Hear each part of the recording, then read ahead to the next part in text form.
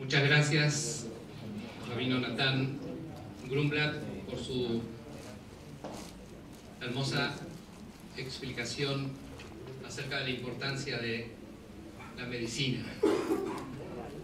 Ya nos queda en claro que no solo se puede, sino se debe ir al médico. A continuación, entonces, vamos a pasar al momento, quizá uno de los momentos más esperados por muchos de acá, de los presentes, que en el momento de la inscripción tenían un lugar donde cada uno podía formular las preguntas que quería hacer, y en ese espacio se han hecho decenas de preguntas, en las cuales se han condensado y sintetizado en unas 13 preguntas, que la mayoría son, digamos, repetitivas, y después, si queda alguna pregunta colgada, va a haber un espacio para que puedan consultar. Invitamos en primer lugar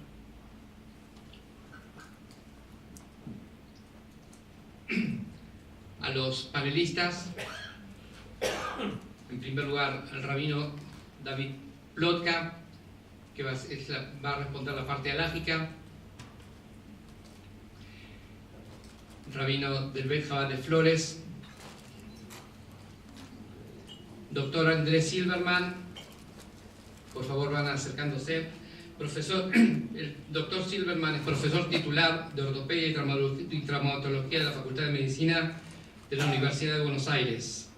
Presidente de la Asociación Argentina de Especialistas de Cadera y Rodilla, Fellow de la Universidad de Chicago en Reconstrucción Articular, y especialista en trauma de la Universidad de Zurich en Suiza.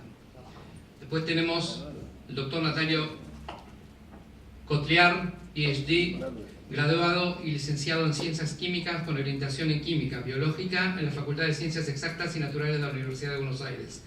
Alcanzó luego su doctorado en Ciencias Químicas y recibió una beca del CONICET para realizar un entrenamiento postdoctoral en la Universidad de Colorado del United States of America. Posteriormente se desarrolló como investigador asociado en el Departamento de Química Biológica de la Escuela de Medicina de la Universidad de Boston. Luego de 7 años en el exterior, regresó a la Argentina y trabajó en la detección de leucemias, linfomas, cánceres de la sangre, utilizando técnicas de ADN recombinante.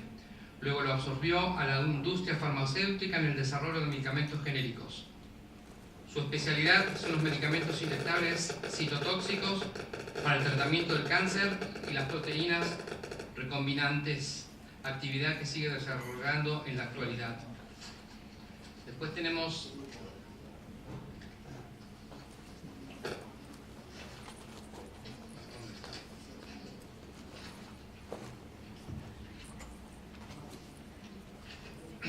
el doctor Cohen Velo, médico especialista en psiquiatría, especialista en medicina legal, miembro del Foro Internacional de Profesores de la Cátedra UNESCO de Bioética, miembro de la sección de Psiquiatría en Desastres de la Asociación Mundial de Psiquiatría.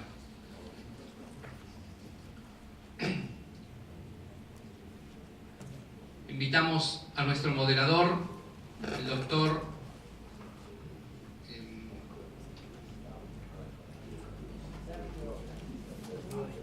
Sergio Oppel, Zalmi Oppel. Ya pedí que se presente porque los datos no los pude recibir tarde. Muchos ya me conocen, yo soy Sergio Oppel, especialista en diagnóstico por imágenes, y participo junto con Jabad y con Zvi Grunblatt en numerosos simposios del tema médico y la Torá y las relaciones con el judaísmo. Así que agradezco la presentación como moderador de este simposio. Doctor Sergio tiene al grupo en sus manos. Adelante.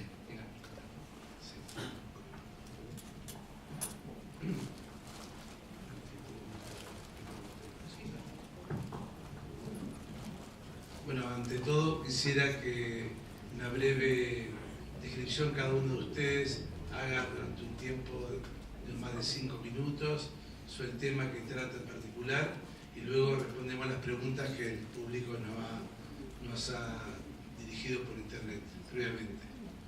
Así que empecemos con usted primero. Bueno, ¿Cómo medio empezás vos? No, una primera presentación del tema en particular cada uno. ¿Tiene un micrófono al lado? Puede ser. Bueno, yo me dedico a la psiquiatría hace ya bastantes años. Mi concepto central, y por esto lo pensaba mucho cuando pensé de qué voy a hablar en una convocatoria de Chabad frente a médicos. Y quiero transmitir, quizá tenga más preguntas que respuestas a esto. Recuerdo la primera vez que fui a Israel, fui a un congreso de bioética. Me llamó la atención dónde se desarrollaba el congreso, en la ciudad de Sfat. Entonces llegamos allí, un hotel magnífico, con spa, una cantidad de cosas de mucho lujo, y en un momento se me ocurrió salir del hotel, recorrer un poco el entorno. Entonces lo primero que vi fue una zona muy árida, las montañas, las mangueritas con los agujeritos goteando gota por gota, el agua tan necesaria para lo que se estaba sembrando en ese momento, algún árbol que otro, y de pronto una ciudad de piedra, Sfat. Yo tenía noticias de lo que era Sfat. Claro, el centro de la vida espiritual de todos los judíos que emigraron de España en 1492, donde se desarrolló allí una gran academia de estudios bíblicos. Pero no terminé de entenderlo hasta que empecé a caminar por esas callecitas de Sfat. Quienes hayan estado creo que van a comprender exactamente lo que quiero decir. Y recién en ese momento entendí por qué un congreso de bioética se estaba realizando en ese lugar. Me quedé mucho tiempo allí, quizás perdí importantes conferencias, pero volví con una vivencia interior muy importante, que me ha servido para muchas otras cosas, más que para el ejercicio de mi profesión. Entendí que ser médico es tomar un compromiso que va más allá de lo que recién decía Natán. Sí, me tengo que ganar la vida, decidí ganármela de esta manera, pero ¿por qué esto? Y recordaba que mi madre, cuando yo era chico, tenía una gran admiración por los médicos, y creo que de allí viene mi deseo de estudiar medicina. Ya desde los 5 o 6 años me hablaba del valor que tenía un médico. Y además me hizo estudiar violín, porque también un hombre tiene que tener sensibilidad. Entonces, con estas cosas, mi madre me transmitió toda una vivencia que seguramente no fue propia de ella, sino que venía arrastrándose. Entonces, cuando dentro de las preguntas he visto por allí el rol del médico en el judaísmo, bueno, me pasaban cosas adentro mío, como pensar que esto no lo he creado yo, que yo soy un instrumento en manos de una cantidad de otras cosas y de cosas que están mucho más arriba que uno.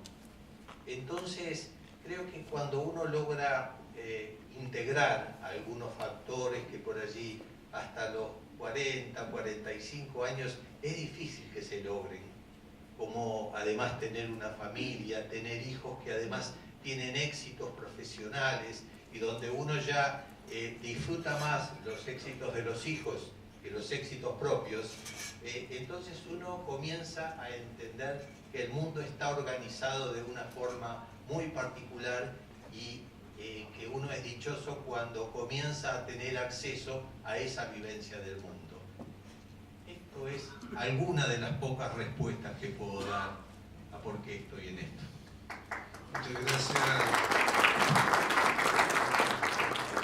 Muchas gracias, León. Bueno, voy a preguntarle ahora al licenciado Natalio Kotler que nos dé unas breves palabras sobre la química y el judaísmo, ¿no? Hola.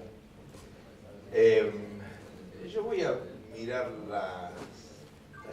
investigación desde otro punto de vista, algo diferente. Soy químico, me formé como investigador y después, como bien dijo Abraham en su presentación, me dediqué a la industria farmacéutica. Y aquí que recientemente estaba estudiando con Yossi Benchimol, Tania, y entonces al principio del capítulo 6 del Tania dice: el Todopoderoso ha creado una cosa opuesta a la otra.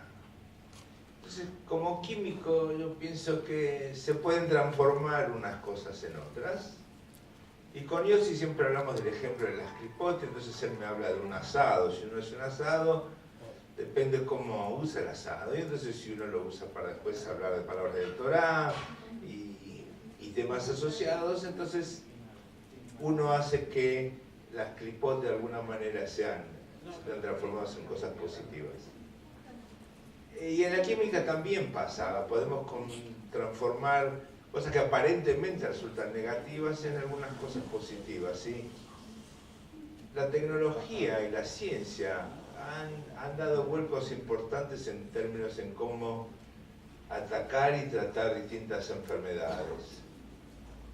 Un ejemplo claro es, ustedes conocen Escherichia coli, ¿sí? Que infecta todos los espacios de agua que no tienen la debida circulación y que no tienen la debida purificación. Entonces uno piensa en Escherichia coli es algo desagradable, inútil o contaminante, mal. Y sin embargo, usando tecnología moderna de ADN recombinante, uno puede hacer, o hemos hecho, los científicos, o han hecho algunos que fueron mucho más avanzados que yo, y que se quemaron las pestañas bastante antes que yo me queme las mías. Es posible tomar información del ser humano y transferírsela a una bacteria como la Escherichia coli, y a partir de ella hacer que la bacteria sea capaz de producir alguna proteína, una sustancia en general, que sea capaz de curar alguna enfermedad. O por lo menos desde el punto de vista físico, sin entrar en la discusión de la participación divina en toda esta curación. Y ahí tenemos muchos ejemplos de interferones que seguramente habrán escuchado hablar, factores de crecimiento, y más aún, hoy podemos transformar células más grandes, más importantes, células de mamíferos, y hacer que produzcan moléculas aún mucho más complejas, que también sirven para intentar curar desde lo físico distintas patologías, y en algunos casos, lamentablemente, como también decía Rav Natán, trayendo algunas patologías adicionales que hay que curar porque descuran estos medicamentos. Pero a lo mejor tenemos un mal menor en el uso de esos medicamentos. Así que el ADN puede servir también para generar nuevos medicamentos. Hoy estamos usando una tecnología similar para crear anticuerpos monoclonales. Premio Nobel César Milstein, que es un investigador argentino, que generó una tecnología que donó al mundo y con la cual hoy algunas compañías farmacéuticas, espero que me perdonan, han creado herramientas de tratamiento que tienen un muy alto valor agregado. Así que la transformación es posible, el tema es ver hacia dónde avanzamos y cómo pensamos los problemas y cómo analizamos la manera de resolverlos. Eso es todo. Gracias, Natalio. Bueno, el doctor Andrés Silva nos va a hacer una breve. Muchas gracias. Primero quiero agradecerles a todo el equipo organizador realmente la posibilidad de haber hecho este evento, de juntar estas dos aparentes visiones que discrepan, pero que, como ya vimos y vamos a ver seguramente a lo largo de la jornada, tenemos muchos más puntos en común de lo que a veces aparenta ser, y además agradecer la posibilidad de estar acá en este evento sentado con ustedes. En segundo lugar, cuando se planteó la posibilidad de este evento, lo primero que se me ocurrió fue pensar que había una persona, que ya fue nombrada por supuesto, que reúne las dos situaciones de las que estamos hablando, la cuestión de la fe y la cuestión de la medicina, y hoy por supuesto es Maimónides. Y es fantástico pensar que Maimónides, ampliamente conocido por todos, pero sobre todo por todas sus cuestiones de fe y todos sus conceptos y toda su sabiduría, además fue un formidable médico, cuyos conceptos aún hoy siguen vigentes, muchos de ellos. Por ejemplo, él habló de la lepra, habló de la gota, habló de la osteomielitis, que es un concepto muy propio de los traumatólogos. La osteomielitis es la infección del hueso, y él aportó conceptos que, reitero, siguen vigentes. O sea, fue genial en esos dos aspectos, y es la unión de lo que hoy estamos haciendo acá. Y entrando un poco más en tema, yo quería tocar algunos de los conceptos que hoy en día la medicina los considera, y lo pongo entre comillas en este ámbito exprofeso, la medicina los considera modernos. Por ejemplo, el tema de la prevención. El tema de la prevención, la medicina preventiva, es casi un concepto de actualidad de los últimos 30, 40, 50 años como mucho. Y la prevención, Maimónides ya hablaba históricamente, y Maimónides vivió en el siglo XII, hace 900 años. Y si quieren ir más atrás, la Torá también ya habla de prevención. De modo que son conceptos, por eso lo puse entre comillas, porque ya figuraban. Permítanme leer algunos conceptos de Maimónides. Mantener un cuerpo sano y saludable es una de las formas de Dios, ya que uno no puede comprender o tener conocimiento del Creador si está enfermo. Por lo tanto, se debe evitar aquello que daña el cuerpo y acostumbrarse a lo que es útil y ayuda al cuerpo a fortalecerse. Esto de la Mishneh Torah en Maimónides. Este concepto claramente es de prevención.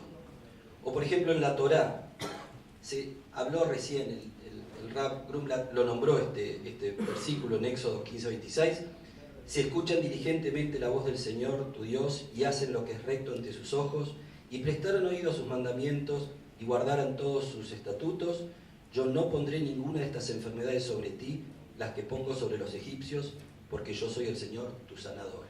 De nuevo, claramente, Rashi, con respecto a esto, dice, es como un médico que le dice a un hombre, no comas esto para que no te traiga peligro de esta enfermedad. Claramente, el concepto es indudable, y es interesante porque nosotros decimos que lo hemos descubierto en los últimos años. Y relacionado con esto, otro de los conceptos actuales de los últimos 30, 40, 50 años es el aumento de la expectativa de vida. Es fantástico que hoy en día la gente vive mucho más, y tener pacientes y no pacientes, personas sin enfermedades a los 80, a los 90 años es cotidiano, es de todos los días. Pero la verdad que la medicina no busca solo el aumento de la expectativa de vida, no queremos solo más años, queremos mejor calidad de vida para nuestra gente, para nuestros pacientes. Y ese concepto entonces de la mejor calidad de vida está directamente plasmado con la prevención. Es decir, y hablando de temas propios de mi especialidad, yo si una persona tiene una artrosis a los 80, a los 90 años y me consulta, es poco lo que puedo hacer. Pero la prevención, comenzándola en pacientes jóvenes, definitivamente puede ser exitoso para que llegue con una edad donde la calidad de vida sea mejor de la que esperamos. Esos conceptos claramente están plasmados en la Torá, en Maimónides y en toda nuestra historia. Y eso me pareció realmente fascinante. Muchas gracias. Gracias, Andrés.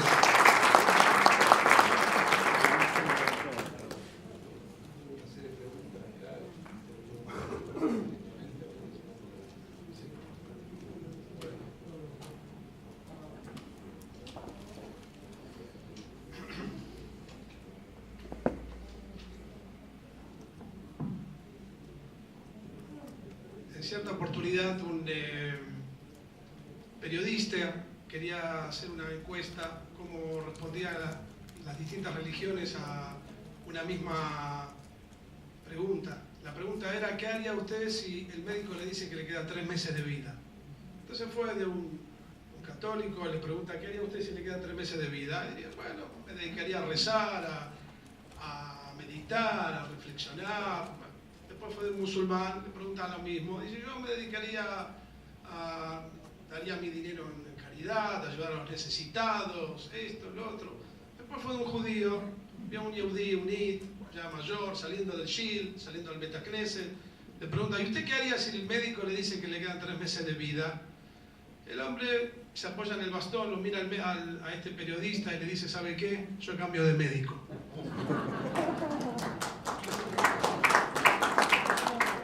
Yo quiero referirme brevemente, porque hay que ser breve.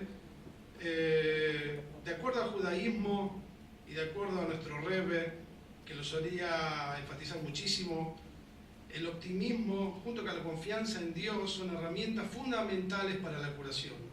Es difícil sanar la mayoría de los problemas de salud si se hace caso omiso de la mente y el espíritu. Si en el pasado se enfatizaba el refrán médico que mente sana en un cuerpo sano, en nuestros días ya se demostró sin ningún lugar a dudas que fortaleciendo el espíritu se fortalece el cuerpo, porque cuerpo y alma van juntos. Es evidente que la mente es capaz de generar cambios físicos y estímulos positivos en reacción a tratamientos determinados. Yo no les voy a hablar a ustedes, a los médicos, de endorfinas, de serotoninas, etcétera, que se generan a través de sentirse bien, estar feliz, estar contento. Ustedes lo saben mejor que yo. De por sí es más claro, está de por sí clarísimo que el optimismo y la alegría en cualquier actividad o ámbito son fundamentales, y más cuando se trata de esta tarea tan noble que es la tarea de curar. El Rashba, que es uno de los codificadores de la época del Talmud, posterior al Talmud, dice que es una mitzvah, es una gran mitzvah. Toda persona que tiene la posibilidad de estudiar medicina para ayudar al prójimo, que lo haga, que es una gran mitzvah. Y quiero mencionar muy brevemente, Maimónides compuso una plegaria para los médicos. En una parte dice: Dios Todopoderoso, concédeme que mis pacientes tengan confianza en mí y en mi arte y sigan mis indicaciones y mis consejos. Así dice Maimónides. Además que dice, por supuesto, le pide a Dios y reza y le pide que lo ayude y que le dé sabiduría, pero también pide que los pacientes confíen en su tratamiento. ¿Por qué? Porque justamente la confianza del paciente en el médico y su tratamiento y en el éxito del mismo son vitales para el éxito de este tratamiento. Por eso el médico dispone de una herramienta muy poderosa, además de sus conocimientos, tiene la confianza del paciente, y esa confianza la tiene que aprovechar para la curación. Eso se logra enfatizando siempre lo positivo y lo posible, tratando de minimizar lo negativo. Eso también se logra creando un vínculo entre el doctor y el paciente, un vínculo de empatía, de confianza, amistad y contención. Una sonrisa, una palabra de aliento o compasión pueden obrar milagros. Hay palabras que curan y hay palabras que enferman. Incluso en un caso en que no hay un buen pronóstico, se puede brindar contención, esperanza y palabras de aliento y fe, pero nunca desaliento o desesperanza. Esa no es la función del médico, desmoralizar o desanimar. La función siempre debe ser ayuda y apoyo positivo. Ya termino con esto. Hay el director del hospital Lineado en Israel, estuvo hace unos años, todavía el Rebbe estaba físicamente entre nosotros, le fue a pedir unos consejos y unas bendiciones, y entre otras cosas el Rebbe le dijo por qué el hospital se llama Beit Holim. En Israel hasta hace poco todos los hospitales se llaman Beit Holim, y el hombre le preguntó, ¿y cómo se tiene que llamar? Beit Rofim, casa de curación, o Merkaz Refuí. Y el Rebbe le explicó por qué. Porque cuando un paciente entra a una casa, acá en Argentina estamos bien, acá se llama hospital, sanatorio, en ese punto andamos bien, con el dólar más o menos. Pero hace falta los dólares para mantener los hospitales, pero hospital, que es hospital, sanatorio, de sanar. Pero lamentablemente en su momento, cuando pusieron los nombres en los hospitales, a alguien se le ocurrió llamarlo Beit Holim. El Rebbe explicó, una persona que tiene una dolencia, encima entra a una casa y le dicen que esa que se llama Beit Holim, casa de enfermos, lo deprimís. Y si se deprime, es más difícil la curación. En cambio, si se llama Beit Refuá, una casa de refuá, el hombre sabe que está yendo a un lugar que lo van a curar, y eso facilita su curación. Y hoy en día muchos hospitales están cambiando su nombre, se llaman Merkaz Refuá, Merkaz Refuí, etc. Y ese es uno de los temas centrales para la curación: el optimismo, la fe la confianza en el tratamiento. Por eso es que, como estaba hablando el doctor, no son dos mundos. No son dos mundos, es una sola cosa, el cuerpo va junto con el espíritu. Cuando una persona tiene alegría, tiene confianza, entonces las cosas son mucho más fáciles y la curación llega mucho más rápido. Cuando el Rebbe tuvo un infarto en el año 77, estaba hablando con uno de los médicos y el médico le dijo, mire, el Rebbe tenía un orden de trabajo muy arduo. Le dijo, Rebbe, si usted no se va a curar, tiene un 25% de probabilidades de tener otro infarto. Entonces el Rebbe se sonrió y el médico le dijo, ¿por qué se sonríe? Le estoy diciendo que tiene un 25%. Sí, ya entendí, tengo un 75% de probabilidades de estar bien y por eso estoy sonriendo. Entonces, nuestro tema es fundamental, incluso más, el Rebbe le dijo a este doctor del hospital Lineado, es algo interesante, cuando se hace Misheberach en el Sefer Torah para los enfermos, no se dice Misheberach Babur por el enfermo tal y tal, se dice el nombre de la persona y nada más. Se dice, no, que ayer le mande refuá a tal y tal, Jacob Ben Lea, lo que sea. No se dice Jolé, porque no se enfatiza lo negativo, sino se enfatiza lo positivo. Y bueno, ese es el pequeño perlita que quería agregar, del optimismo y transmitir fe, confianza y ver siempre la parte positiva. Creo que es algo muy importante para los médicos, seguro que lo llevan a la práctica y lo van a llevar a la práctica más todavía. E incluso, ya con esto sí termino, que es, digamos, incluso es bueno para los pacientes y es bueno para los médicos también, porque la persona es muy emocional, la persona es emocional, más emocional tal vez que pensante, y cuando una persona va de un médico que lo trata con una sonrisa, con una palabra de aliento, con una palabra positiva, la persona después se va y dice, la verdad, qué buen médico, no sabe cuánto estudió, cuál es su nivel académico, pero eso es fundamental, y eso ayuda a la curación del paciente. Que Kadosh Baruj Hu acelere la llegada del Mashiach, en el cual no va a haber más enfermedades, y como dijo el rabino Natán, y como dijo acá el doctor, pero los médicos van a tener Parnasá, dijo el Rebbe, van a hacer medicina preventiva, van a venir los pacientes, el médico va a decir no tenés nada, y van a pagarle la consulta igual y van a tener Parnasá.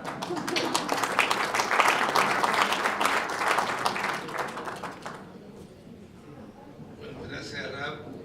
Bueno, acá hay numerosas preguntas que se han hecho. En una brevísima simplificación hemos dejado 13 preguntas en particular. La primera, que va dirigida hacia el doctor Cohen Bello, habla de cómo se logra cumplir las leyes de la Torá con la medicina moderna. Hoy hay muchísimos avances que hace 2000 años no existían. ¿Y cómo podemos adaptar eso a la realidad actual? De una manera creo que ya lo he dicho. Hoy en día estamos en lo que llamamos una civilización acelerada. Cada día aparecen cosas nuevas. Materialmente uno no tiene el tiempo necesario para ponerse a tono con todas las últimas novedades. Pero esto es una parte, hay otra parte que es lo permanente que tiene nuestra profesión, que aún antes de que se llamara médico, había gente que se preocupaba por el prójimo y que trataba de dar todo esto que el Raf decía. Yo recién mientras él hablaba pensaba, qué buen médico que debería ser usted, porque realmente transmitir esto que usted logra transmitir, esta empatía, me parece que es lo primero que un paciente sufriente recibe. La relación entre un médico y un paciente es totalmente asimétrica. El paciente va desesperado en busca de un consuelo, no sabe qué es lo que tiene, es el médico el que tendrá que decir lo que tiene. Pero tenga lo que tenga, dicho de esa manera, lo pone de su lado. Yo pienso, por ejemplo, recibo mucha cantidad de pacientes depresivos. Están en un pozo, están deprimidos, ven todo feo, todo gris, tienen lo que se llama la visión catastrófica del mundo, todo va a ir mal, todo. Entonces comenzamos a hablar y además de recetar algún medicamento, yo siempre le pregunto, ¿usted es religioso? ¿Usted es creyente? ¿Tiene fe? Entonces me mira, llamándome Cohen, me mira como diciendo, yo no soy judío. No, yo no le pregunté si es judío, le pregunté si tiene fe, si cree en algo superior, si tiene una vida espiritual, porque no saben la diferencia que hace esto. Una persona que de lo único que puede hablar es de lo material, es muy poco el campo que tenemos para trabajar. Una persona que me habla de espiritualidad, ahí tenemos un nivel donde es posible lograr cosas. Y cuando uno da un medicamento de estos llamados antidepresivos, yo siempre les aclaro, yo no creo que este medicamento a usted le vaya a quitar la depresión, pero ¿sabe qué? Va a ayudar a que su organismo responda mejor a la psicoterapia, a las cosas nuevas que usted va a ir viendo. ¿Y cómo me voy a dar cuenta si esto hace efecto? No se preocupe, cuando empiece a ver la vida en colores, usted se va a dar cuenta de que hay un cambio, de que hay algo diferente. En ese momento esto va a estar haciendo efecto. Entonces, estas son cosas permanentes, no tienen que ver con el último conocimiento o la última tecnología, que por supuesto que si uno las conoce, las domina, es mucho mejor. Pero, como decía un colega, no es que yo sea inteligente, es que tengo la agenda de mis amigos inteligentes para saber cómo derivarlos. Muchas gracias. Esta pregunta para el licenciado Natalio Kotler, ya que él habló sobre el tema de los medicamentos monoclonales y el trasplante. ¿Cómo las medidas sobre esterilidad son aceptadas por la halajá y cómo las medidas que afectan los problemas de esterilidad, ¿no es cierto?, que conducen a resolver los problemas de esterilidad, y cómo actúa también el trasplante, los trasplantes de órganos en el cuerpo humano y en la religión? En realidad me parece que es una pregunta más bien alágica, que no es mi especialidad, así que yo sería atrevido de encarar ese tema y le preguntaría al rabino que nos acompaña si quiere opinar sobre el tema.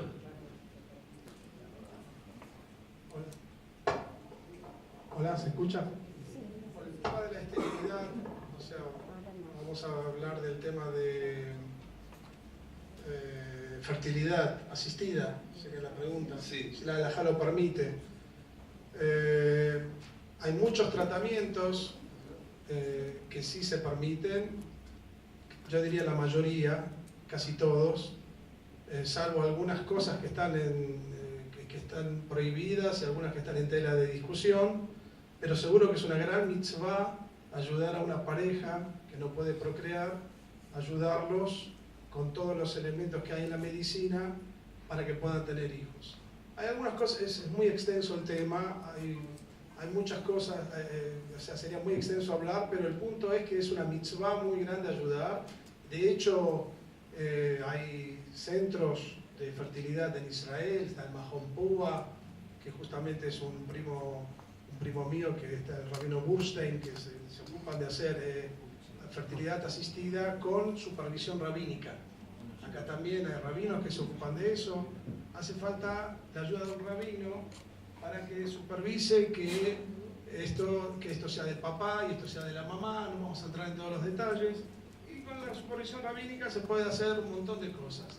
Después hay cosas que están en discusión, que son más complicadas, como donación de óvulos o donación del esperma. Eso es algo que es mucho más complicado, pero bueno, eso vamos a tratarlo con más tranquilidad. Eso es un tema de estudio más profundo.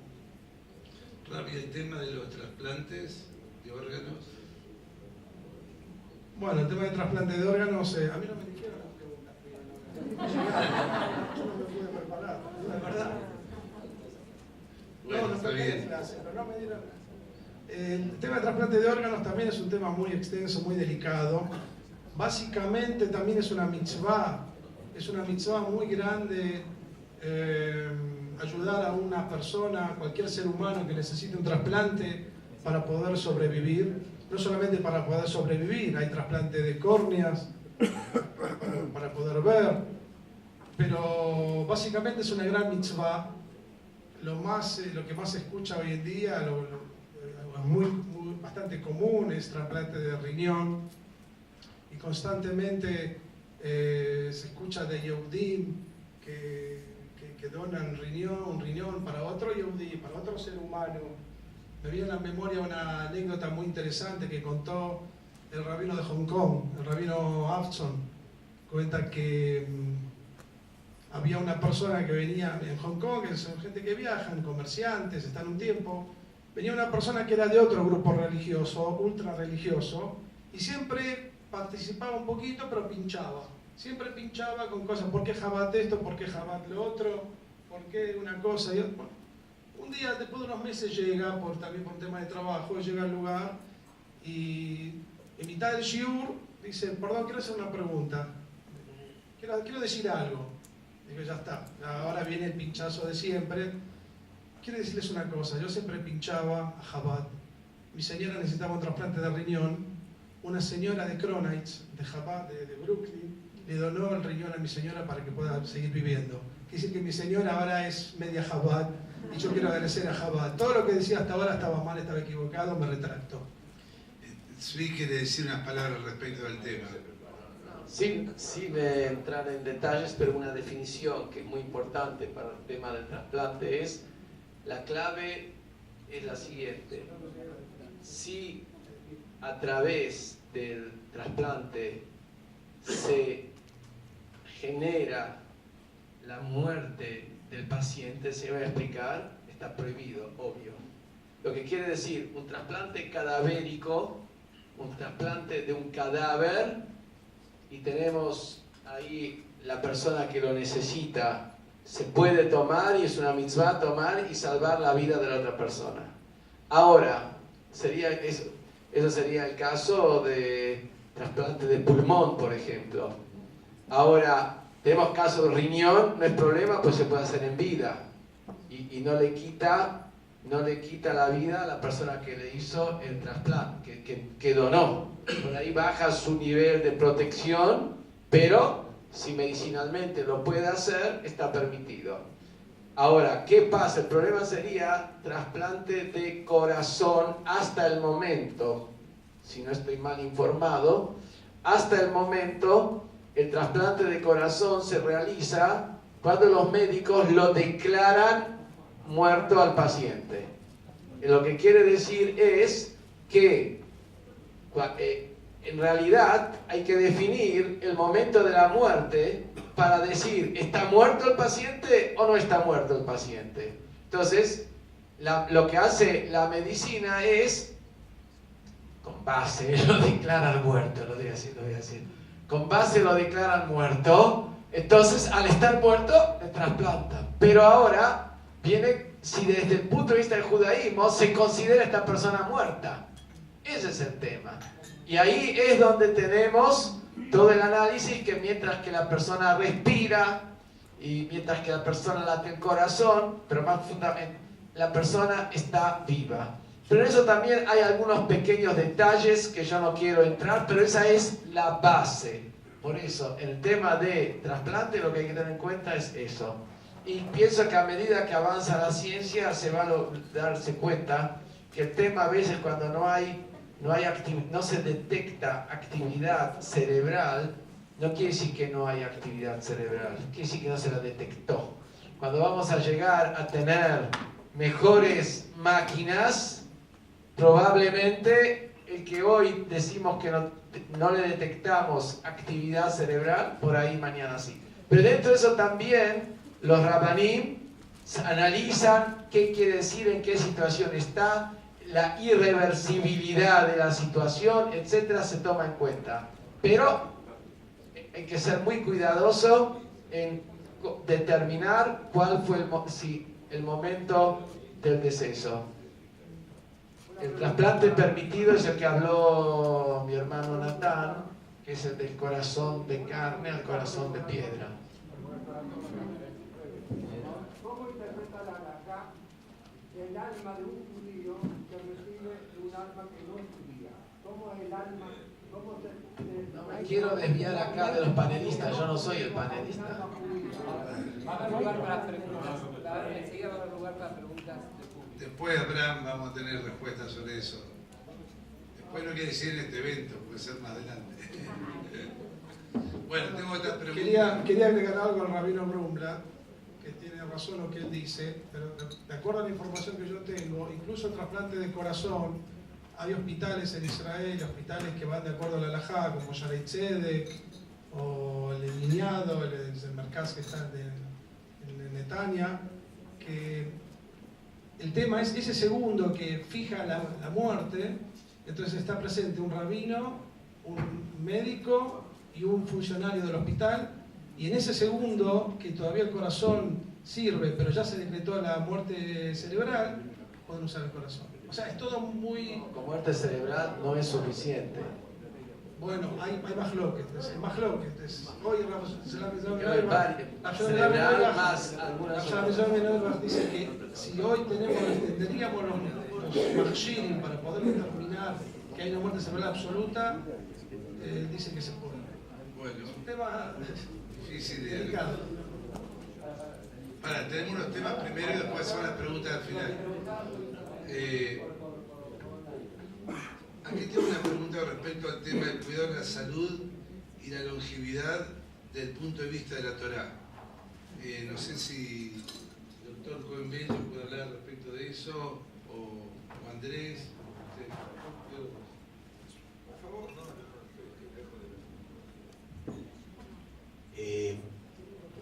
En los últimos años estamos viendo que hay avances muy grandes que permiten la longevidad y que permiten avisorar que vamos en camino de que ese aumento de los años se vaya acompañando de una buena calidad de vida. Esto yo creo que es algo muy valorado. Creo que permitirle a una persona prolongar su capacidad vital y vivirla, disfrutarla de buena forma, esto yo creo que está en la línea de lo que la halajá quiere. Pero había otra cosa, la longevidad. Sí, porque también la longevidad, el cuidado de la salud, y aquello relacionaría otra pregunta también, que habla de la relación del judaísmo con el psicoanálisis, que me parece estaría relacionado con esta pregunta. Sí, yo personalmente no podría concebir que el psicoanálisis hubiera sido creado por alguien que no fuera judío. Es exactamente así, porque la dinámica de la interpretación no se diferencia para nada de lo que es el Midrash, de lo que es la interpretación de los versículos de la Torá. Sobre cada punto, sobre cada letra, hay discusiones. El Talmud tiene registrado a través de varios siglos todas las discusiones que los rabís de cada época hicieron sobre un punto o una coma. Bueno, esto es lo que en la familia donde se crió Freud estaba presente. Él tenía, su abuelo fue un gran rabí, sus familiares cercanos fueron rabí. Él dijo muchas veces que él se consideraba ateo. Pero ¿qué tipo de ateísmo puede tener una persona que a los 9 años tiene una Torá que le entrega a su padre para iniciarlo, una Torá en Yiddish tenía, para iniciarlo en el estudio? Había una atmósfera en el ambiente en que se crió Freud que era muy poco probable que este no fuera el camino. Y en mucha correspondencia que él tiene, hay más de 200 cartas que están editadas con anotaciones de gente que ha estudiado muy en profundidad la vida de Freud, donde él manifiesta, por ejemplo, en la carta que envía a la Beneverit, él se hizo miembro de Beneverit y gracias a la ayuda de Beneverit él pudo llegar a Londres, porque de otra manera los nazis lo hubieran eliminado. Él padecía un cáncer de mandíbula muy feo, una enfermedad además de muy dolorosa, muy desagradable, y en esa carta donde él agradece, creo que era algo así como en 1927 o algo así, cuando él ingresa a Beneverit, agradece que es un grupo de gente que lo está recibiendo como hermano. Ustedes saben que Beneverit es una logia donde cada miembro es hermano del otro. Y él habla así, ¿no? Dear friend, dear brother. Entonces, en toda la correspondencia de Freud y todo su círculo de Viena, que fueron sus alumnos, salvo uno, eran todos judíos. Y hay quienes dicen, por ejemplo, Lacan, que es un discípulo tardío y que ha revolucionado el psicoanálisis, pero que ha promovido una vuelta a Freud. Él dice que sin ser judío, él pudo entender, a través de tener que estudiar la Torá, pudo entender de qué se trata el psicoanálisis. Esto dicho por un no judío, ¿no? Lacan venía de una familia cristiana, es decir, no tenía nada que ver, pero hay metáforas que están colocadas en las palabras que pronuncia Lacan, donde habla de que Freud señalaba habitualmente que cuando se referían a él, se referían como diciendo la gente que piensa como Freud. ¿A qué se podrían estar refiriendo? A quienes interpretaban la Torá, que este es el tema central.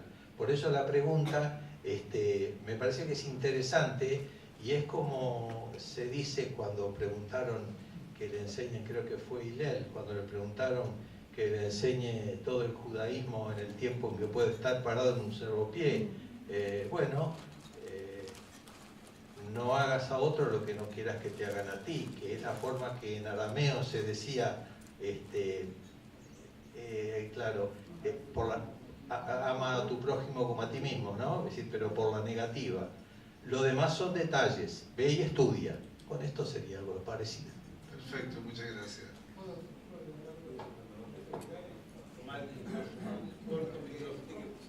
Quiero ser breve, pero se habla de la longevidad.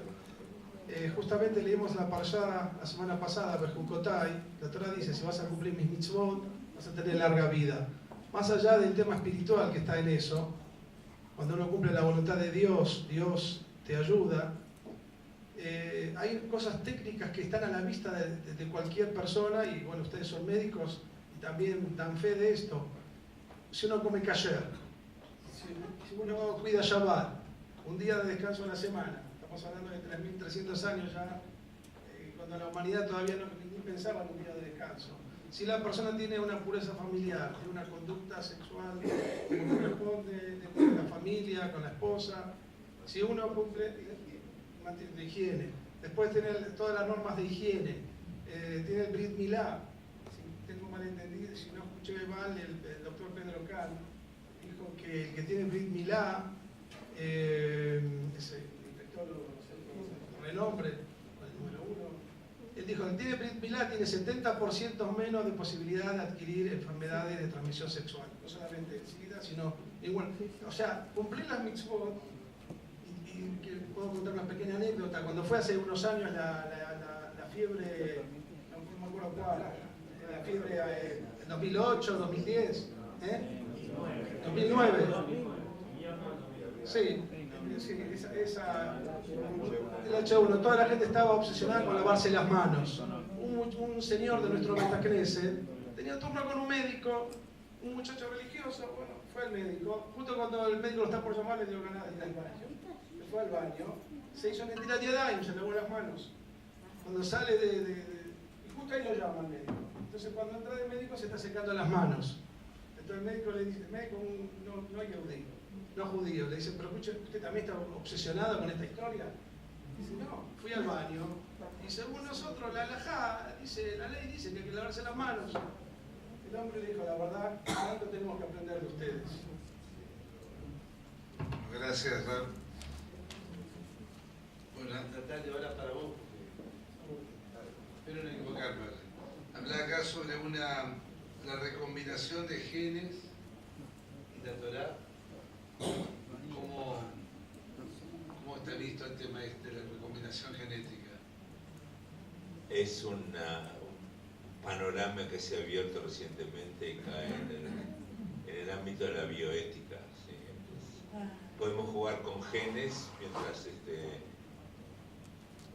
podamos contenerlos, podemos usar esa recombinación, como les conté antes, para generar medicamentos y mantenerlos dentro de un ámbito controlado, pero después estamos abriendo la posibilidad del manejo de genes en seres humanos, ya sean clonado animales, distintos tipos de animales, y hoy siguiendo, Barbara Streisand, todos lo conocen, la conocen como canta, que bien que canta, pero mandó a clonarse su perro por creo que $250.000 le costó tener 2 clones de su perro. Y hoy en día también caballos de polo, se ha clonado caballos de polo en forma bastante eficiente, es decir, tomando cierto material genético, tomando un núcleo de una cierta célula e incluyéndola en el citoplasma de una célula huevo, uno puede decidir que la progenie sea exactamente igual a la madre o al padre, sin necesitar de ambas gametas, de la participación de la madre y del padre. Es un juego muy peligroso y el tema está prohibido en humanos, hasta ahora, hasta donde sé, no hay ningún tipo de experimentos en humanos, aunque alguna vez alguien ya ha dicho que han clonado humanos. Y en la Argentina tenemos la experiencia que el que hoy es ministro de Ciencia, el doctor Lino Barañao, participó con el laboratorio de biocidos de la clonación de la primer vaca, es un ternero. Así que desde el punto de vista general es un nuevo ámbito que se abre y que esperemos que el tema con los seres humanos, si bien se habla de clonar algunos órganos, yo creo que todavía falta para poder clonar un órgano completo, siempre y cuando no implique la muerte de un feto o en el desarrollo de un individuo que está en pleno crecimiento, no implica la muerte de algún ser a partir de... también hay que definir cuándo es un ser vivo a partir de la gestación, ¿sí? Entonces, si no implica la muerte o la destrucción de ninguno de estos embriones, ahí me parece que podríamos seguir adelante, pero cuando empezamos a pensar en embriones y en humanos, me parece que la halajá tendrá claramente que establecer normas muy, muy rigurosas. Bueno, la verdad que es un tema complejo y difícil, ¿no? Sí. Bueno, yo tengo aquí varias preguntas más y quisiera en particular que el doctor Silverman nos hable un poquito sobre la relación de la medicina y el ángel Rafael, un poquito más, si podéis profundizar el tema que ahora tocaste particular. Yo voy a contar alguna experiencia personal porque realmente es una historia que a mí particularmente me influyó mucho. Digo esto porque yo creo que yo no conocía la historia del ángel Rafael, no sabía de toda la historia, pero supongo que la intuía. Hay algo que la gente que no es médica a veces desconoce y es la sensación de, yo diría casi de soledad que a veces tiene el médico cuando se enfrenta al paciente, ¿no? Es decir, estamos frente a un paciente nosotros solos, ya sea en el consultorio, en una cirugía, en la casa y esa sensación a veces da la impresión de que no es tan de soledad. ¿Qué quiero decir con esto? Nosotros, por ejemplo, entramos, como se dijo acá, se comentó, a ver un paciente y muchas veces la cara del paciente cambia por el solo hecho de vernos.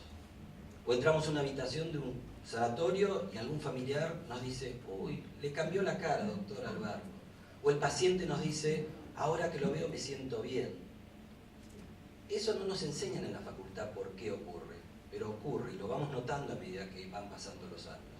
Claro, uno con una cierta dosis de soberbia podría decir, bueno, soy yo el que hace esto. y la verdad que está muy lejos de esa situación. De modo que, habiendo yo detectado eso, yo me preguntaba qué es lo que estaba pasando con esa situación. Hasta que encontré la explicación, por supuesto, natural. Y esa historia empieza con una descripción sobre los ángeles. Los ángeles ya habían sido nombrados en la Torá, después en el Talmud se los nombra a los 3 primeros ángeles que se presentan a Abraham, que son Rafael, Miguel y Gabriel, gracias. Y precisamente se explica que tienen una función, que son intermediarios entre Dios y el hombre, con alguna función determinada. No tienen características humanas como después otras religiones, sobre todo el cristianismo, les puso, y muchas veces si uno estudia el tema va a ver algunas representaciones, pero eso están alejados de lo que muestra la Torá. Pero básicamente, y me van a permitir leer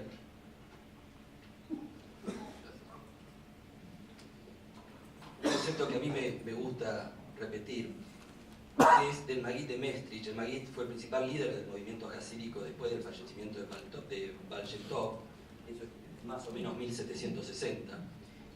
Y se cuenta una historia de que empezó a hablar el Maguid con una persona, y le empezó a hablar de los temas personales, de los negocios, hasta que el Maguid lo miró profundamente a esta persona y le dijo: debes saber que no es la sabiduría del médico ni sus remedios los que determinan si tendrás éxito o no. Más bien, cada médico que trata a un paciente va acompañado de un ángel, y es ese ángel el que cura al paciente.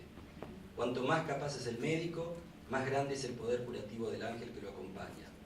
Y el más grande médico de todos va acompañado del ángel de la curación, el mismísimo Rafael. A mí me terminó de abrir los ojos y ahí entendí por qué la gente cambiaba su expresión, porque yo no entraba solo, porque yo entraba acompañado. Y eso realmente me pareció formidable. Y le voy a contar otro detalle más. A veces cuando yo entro a la habitación de un paciente y escucho esa expresión, digo que miro para el costado, a ver si la encuentro. Pero realmente esa es la explicación del ángel Rafael. Es el ángel de la sanación, y tenemos los médicos la virtud y el mérito de poder estar acompañados de un ángel, de un arcángel, que es una expresión quizá que podríamos discutir si es de la Torá o no, porque viene más de la expresión del cristianismo, pero hace expresión a que es un ángel superior. Maimónides los clasificó después en 10 distintos niveles, y este es uno, Rafael, de los ángeles de más alto nivel, y tiene distintos ángeles que son los que nos acompañan. Eso es un poco la historia que quería contar. Bueno, gracias Andrés. Bueno, quisiera que el cierre de este simposio lo haga el Rav Zvi Grumblat. Quisiera invitarlo a que suba acá al estrado para hablar sobre nosotros. Y también quiero recomendarles que afuera hay una serie de libros sobre los temas que hemos estado hablando aquí, que ustedes pueden adquirir y tener en su biblioteca y leerlos como corresponde. Y después pueden hacer más preguntas acá, Isabel. No, hicieron bien. Una vez que terminamos, entonces sí se pueden acercar a los profesionales y hacer las preguntas. Pero queremos terminar porque ya la hora de cierre se nos acerca, y bueno, para permitir que los que se tienen que ir puedan retirarse. Ahora sí, el rabino Grumblat, rabino de Jabat Lubavitch, Argentina, representante del emisario principal del Rebbe, nos va a dirigir la palabra. Para que nadie se asuste, voy a hacer nada más que el cierre, no voy a la gran cosa. Simplemente estamos a una semana de Shavuot, por eso es que largamos esta semana Torah Week, como lo ven acá, Torah Week, la semana de la Torah, para promover el estudio. Y queremos con esta charla, es como dijeron nuestros sabios, ten la jajam de Yehkambot, vos dale al sabio, dijo el rey Shlomo, dale al sabio y el sabio se va a hacer más sabio. Si el que ya es sabio, vos le das material, con ese material se va a hacer más sabio. Que pretendíamos acá es darle a los sabios sabiduría, y a través de eso que cada uno después siga estudiando, siga en la medicina, no hace falta que se lo diga, pero sigue en la Torá, y sigue en la Torá, que hay tanto para para que uno reciba de esto. Y también quiero decir, más como dijo el rabino Plotka, que más allá de que tenemos la bendición de larga vida, y en el Talmud cuenta que le preguntaron a varios, ¿cómo llegaste vos a vivir muchos años? ¿Con qué tuviste larga vida? Y uno contestó porque se levantaba muy temprano a la sinagoga todos los días. El otro contestó porque hacía tal y tal mitzvah. Y en la Torah dice, respetás a tu padre y a tu madre, vas a tener larga vida. Y en la realidad está esa bendición de Dios, pero también está la realidad que es una ciudad en Israel que se llama, que antes quiero decir, la ciudad que tiene el mayor índice de pobreza en Israel. Y también una ciudad de gran densidad de población por metro cuadrado, que es la ciudad de Bnei Brak. Y esta ciudad tiene un detalle que la destaca. Es la ciudad de mayor longevidad en Israel. Es decir, la ciudad más pobre, la ciudad que está llena de densidad de población y es la ciudad de mayor longevidad. Sabemos, Bnei Brak es una ciudad de respeto de Torah, de mitzvot, en la vida diaria, estudio, pero los gerontólogos de Israel se pusieron a estudiar el fenómeno, y llegaron a la conclusión, muy sencillo. ¿Por qué? Porque la persona, a medida que deja su actividad física ahí en esta ciudad, tiene campo para la actividad espiritual, y no importa la edad que tenga, tiene campo para estudiar, y tiene el respeto de los jóvenes. Si el hombre se levanta a la mañana y sabe que tiene para qué levantarse, porque va a la sinagoga y llega a la sinagoga y hace la mitzvot, y llega a la sinagoga y es respetado, y la gente se pone de pie frente a alguien de una edad mayor. Hoy ya tenemos que discutir a partir de qué edad hay que ponerse de pie, pero quiero decir entonces que es lo que nosotros queremos aquí. Queremos que el pueblo del libro vuelva al libro. Queremos que la gente que tiene sabiduría enriquezca más con la sabiduría de la Torá. Y ahora que estamos recibiendo la Torá antes de Shavuot, en la fiesta de Shavuot, si Dios quiere, el próximo domingo, que vamos a escuchar toda la lectura de los 10 mandamientos en todas las sinagogas, si Dios quiere, que sea un momento donde tomamos la decisión, sí, aprendamos más, estudiamos más, que hay tanto, y como también se mencionó acá, la salud espiritual hace a la salud física. Puedo contar, mi papá, Alaba Shalom, yo lo conocieron acá, se tenía que operar del corazón. Y en esa época empezó a enseñar en la yeshiva de Chabad, acá en Yagüero, empezó a enseñar Tanya a jóvenes que no habían estudiado Torah de chicos, empezaron su camino de regreso al judaísmo a una edad ya mayor. Empezó a enseñar Tanya con ellos. Mi papá estaba tan feliz de enseñar el Tanya a estos jóvenes que durante varios años se aplazó su operación del corazón. Se tenía que operar el corazón. Y gracias a eso, varios años. Entonces, esto es con respecto al concepto en general. Pongamos más estudio de Torah, hay una riqueza extraordinaria en eso. También Shavuot tiene que ver que cuando Dios entregó la Torah, se curaron todos. Los ciegos empezaron a ver, los rengos empezaron a caminar bien. Se curaron todos, ¿por qué? La persona tiene que estar sana. Recibir la Torah tiene que estar sana. Se viene el Shavuot que decían que todos estemos sanos, que todos estemos bien, y los médicos iban, como dijeron antes, para decir no tenés nada, está todo perfecto. Que Rafael haga el trabajo y el médico cobre, pero el médico cobre. Y quiero finalizar con un agradecimiento acá a todos los panelistas que realmente honraron la noche, enriquecieron la noche, y como un token of appreciation, o sea, para simplemente una manera de expresar nuestro agradecimiento, que hemos acá de parte de Chabad Lubavitch entregar a cada uno de los panelistas. El doctor Andrés Silverman, por favor.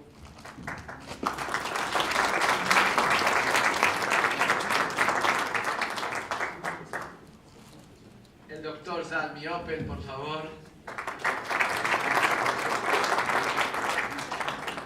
Está acá la mamá, que tenga larga vida, mucha vida, trajo muchos bebés al mundo, así que merece mucha vida.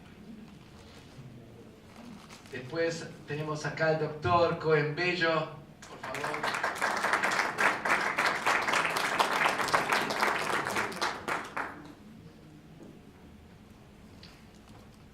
Y finalmente el doctor Natalio Kotliar, si se puede acercar.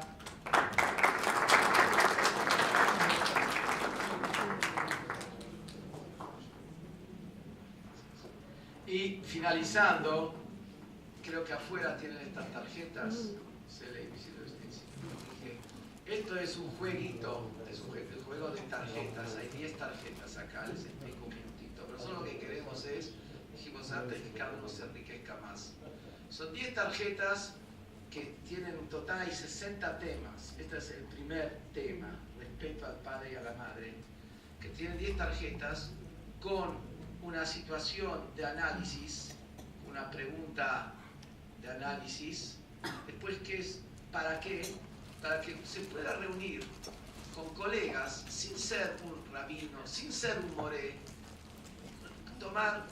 reunirse con un par de colegas, analizar estos puntos, cada uno tiene la tarjeta y del otro lado después tienen también las respuestas desde el punto de vista de la Torá, desde las fuentes y explicado como corresponde.